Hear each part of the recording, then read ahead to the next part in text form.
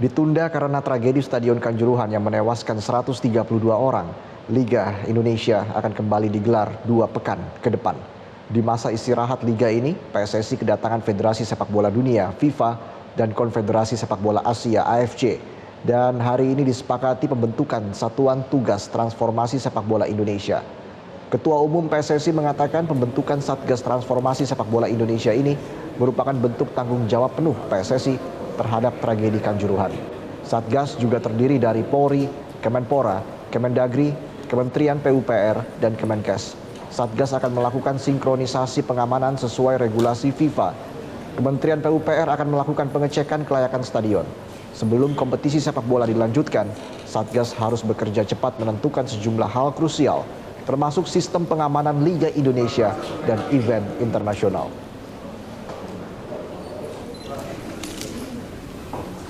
Kemudian berikutnya tanggal 28 bulan 10 22 di Jakarta ada FIFA Football for School. Ini nanti tonggak pertama untuk memastikan keamanan sepak bola di kita secara khususnya. Kemudian nanti di Bali tanggal 16 bulan 11 2022 Presiden FIFA akan hadir di G20, di G20. Ini tonggak kedua untuk menyuarakan bahwa Indonesia adalah tempat yang aman untuk acara internasional dan siap memulai liga. Hari ini Stadion Kanjuruhan didatangi oleh sejumlah pihak, yakni dari Bareskrim Polri dan Polda Jatim, melakukan prarekonstruksi dan Menpora serta Menteri PUPR untuk audit kelayakan stadion. Informasi selengkapnya akan disampaikan Fatma Ayu dari Stadion Kanjuruhan, Malang. Fatma, apa hasil dari prarekonstruksi tadi? Baik Reza, hari ini dilakukan prarekonstruksi oleh sejumlah pihak dari Polri, termasuk Bareskrim Polri, tim Inafis, Polda Jawa Timur, dari pihak Kejaksaan dan 2 tersangka yakni Abdul Haris selaku Ketua Panitia Pelaksana Arema FC Milan Persebaya Surabaya dan juga Suko Sutrisno selaku Security Officer, di mana pada prarekonstruksi ini digunakan untuk memverifikasi termasuk untuk mendalami data dan juga kesaksian dari para tersangka dan juga saksi-saksi maupun para korban untuk mencocokkan dari hasil tersebut. Dan menurut informasi yang kami terima dari Brigjen Pol Andi Rian selaku Dirtipidum Bareskrim Mabes Polri bahwa dirinya menyatakan bahwa nantinya akan ada tersangka baru atau dimungkinkan akan ada tersangka baru dalam tragedi kemanusiaan ini, dan juga pada minggu depan akan dilakukan otopsi kepada 2 orang korban. Dan untuk informasi lebih lengkapnya, di samping saya sudah ada Kombes Pol Dr. Erwin Zainul Hakim selaku Kabidokes Polda Jawa Timur. Dr. Erwin, ini berkaitan dengan otopsi. Sejauh ini seperti apa perkembangan dari otopsi yang akan dilakukan pada minggu depan? Jadi begini Mbak Ayu, jadi kami dapat perintah dari Pak Direskrim bahwa ada permintaan 2 orang untuk dilaksanakan otopsi. Atas nama pertama Natasha Debbie Ramadhani, 16 tahun, dan Naila Debbie Anggraini, 12 tahun. Dua-duanya dari Wajak, Kabupaten Malang. Setelah mendapat arahan dari Pak Direskrim kemungkinan pelaksananya akan dilaksanakan hari Kamis tanggal 20 Oktober ini. Kami berkoordinasi dengan Bapak Karodok Polpusdokes dan Ketua PDFI Jawa Timur, Dr. Nabil Hasubuan. Sehingga nanti pelaksanaannya kami akan berusaha memvalidisasi pelaksanaannya, kemudian pelaksanaannya timnya dari tim yang ditunjuk oleh PDFI Jawa Timur. Berarti untuk timnya sendiri masih belum ditunjuk. Untuk keluarga korban sendiri sudah setuju begitu berkaitan dengan jenazah keluarganya atau korban ini akan dilakukan otopsi? Kalau dari dokumen yang kami terima, memang ada tanda tangan pernyataan persetujuan dari orang tua langsung. Oke. Lalu apa proses yang dilakukan saat otopsi? Kan mereka sudah dikuburkan begitu. Seperti apa? Jadi prosesnya adalah proses ekshumasi, yaitu gali jenazah. Untuk dalam rangka praktisnya dan kecepatan, tentu tindakan otopsi langsung dilaksanakan di lokasi penggalian. Setelah lokasi penggalian selesai, semua bahan-bahannya untuk pemeriksaan telah diambil, maka jenazah bersamaan dengan izin keluarga akan dilaksanakan penguburan hari itu juga. Dan dilaksanakan pada pekan depan hari Kamis tanggal 20. Kira-kira berapa lama hasilnya akan keluar dari hasil otopsi tersebut?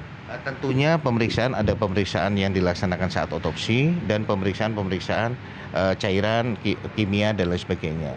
Itu tentunya membutuhkan proses. Biasanya yang kami tahu antara seminggu sampai 2 minggu untuk pemeriksaan toksikologinya. Apakah ada rintangan atau halangan saat proses otopsi yang dimungkinkan itu terjadi? Seperti apa nih dokter? Pertama tentunya kita memastikan pihak keluarga keseluruhan kondusif untuk pelaksanaannya. Kedua, mudah-mudahan cuacanya juga memungkinkan pelaksanaannya. Kalau dua itu memungkinkan, tentu pelaksanaannya akan lebih mudah. Dan ini sudah 13 hari sejak 1 Oktober 2022 saat tragedi kemanusiaan itu terjadi. Apakah itu merupakan suatu rintangan tertentu untuk mengotopsi para korban jenazah yang sudah 13 hari? Kalau pendapat kami sih apapun ini kan sesuai dengan momen yang terjadi. Kalau memang perintah pelaksanaan tanggal 20, tentunya akan kita laksanakan tanggal 20. Mudah-mudahan bisa menemukan sebab kematian secara pasti. Apakah 2 jenazah korban saja cukup untuk diotopsi untuk kebutuhan para penyidik ini, dokter? Kalau kami berdasarkan permintaan penyidik, jadi sementara yang diminta adalah 2, itu yang akan kami laksanakan untuk kegiatan otopsi. Ada sejumlah desakan juga apabila untuk korban yang masih hidup ini juga untuk turut diperiksa begitu korbannya, penyebabnya seperti apa, dan itu bagaimana perkembangannya, dok? Jadi kami bersama dengan Dinas Kesehatan Kabupaten Malang di Krisis Center memiliki data-data kaitan dengan yang luka-luka, sakit, dirawat dan sebagainya. Tentunya apabila nanti dibutuhkan dalam proses penyidikan, data-data itu akan bisa diberikan. Kita tunggu untuk update untuk selanjutnya. Terima kasih Dr. Erwin untuk informasinya.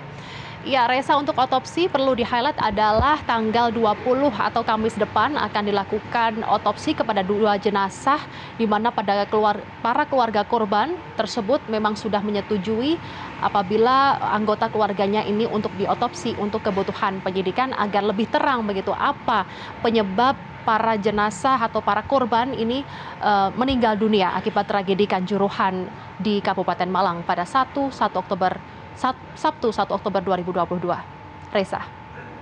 Ya, Fatma, lalu bagaimana dengan hasil audit kelayakan stadion oleh Kementerian PUPR?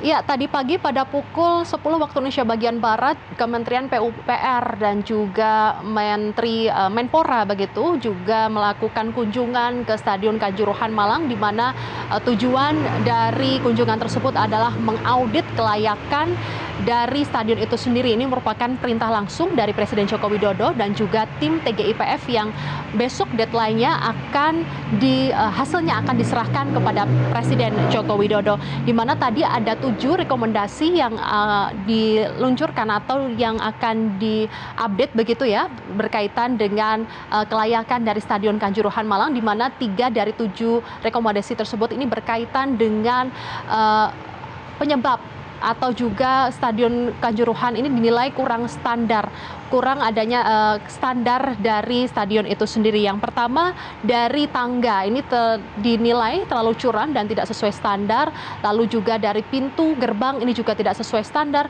ditambah dengan pintu darurat walaupun ini sudah bisa dilewati oleh mobil dari pihak kepolisian maupun mobil dari ambulan, namun dari sisi tribun atau penonton dari tribun ini tidak bisa mengakses dari pintu itu sendiri. Nah, ini yang menjadi fokus utama dari tim Kementerian PUPR yang memang terdiri dari berbagai pakar seperti pakar infrastruktur, lalu juga arsitektur, dan tim tersebut ini dihimpun dalam Komite Kehandalan Bangunan Gedung, di mana dari rekomendasi tersebut nantinya akan dikumpulkan oleh tim TGIPF, selanjutnya esok hari akan diserahkan kepada Presiden Joko Widodo. Dan menurut informasi yang kami terima di Stadion Kanjuruhan, nantinya pada tahun depan ini akan direhabilitasi total atau juga direnovasi total dan akan didesain ulang menggunakan rehabilitasi tersebut menggunakan dana APBN, dan rencananya akan selesai di tahun 2024 mendatang. Sementara itu tidak hanya di Stadion Kanjuruhan saja, audit ini juga akan dilaksanakan di beberapa stadion yang ada di Indonesia yang menyelenggarakan Liga 1, 2, dan 3. Sementara itu pihak Menpora sendiri juga menyebutkan beberapa hari yang lalu ini juga sudah mengumpulkan beberapa supporter atau ketua supporter dari berbagai pihak seperti dari Persebaya, Aremania, Persija dan juga dari Persib Bandung, bagaimana mereka nanti akan juga merumuskan peraturan agar tidak terjadi hal-hal seperti tragedi Kanjuruhan. Ini supporter juga harus diakomodir sedemikian rupa, dan untuk peraturan sendiri ini juga harus disinkronisasi agar sepak bola di Indonesia ini bisa bangkit kembali.